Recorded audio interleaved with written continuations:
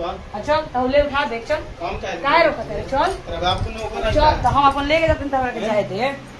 बाबूजी तोरा नौकर लेके जानू अपन लइका के सब लेके जा तो जाइए पहले रुक तू अरिया तो चाहे दे कोर्ट के कागज रखना रे हैं बा कोर्ट के कागज बना कहां बैठे कोर्ट के कागज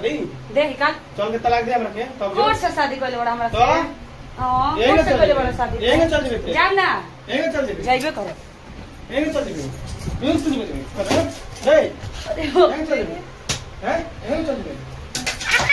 अरे बाप यहीं चल जेबे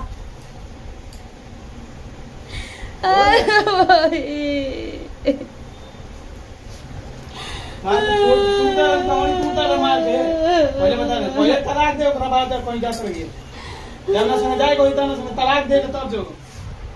भगा के ले तो तर नहीं गई यार तो भाड़ा तो नहीं तो दोबारा ले जाके कोर्ट से कागज ना बना रहा को कहिए तो फाड़ के फेंक दे ले फाड़ के फेंक दे ना फेंक ले फाड़ तो अगर और कागज बनू हमार लगे नहीं खे हमार लगे बाबे हमार लगे नहीं के कोनो हमार कागज लगे बात तलाक दे के कहीं जाएगा बा साहब तलाक दे के जाएगा वाला तो मार के टोनी तू तरफ बर्बाद कर दम हम पहले बता दे तुम मार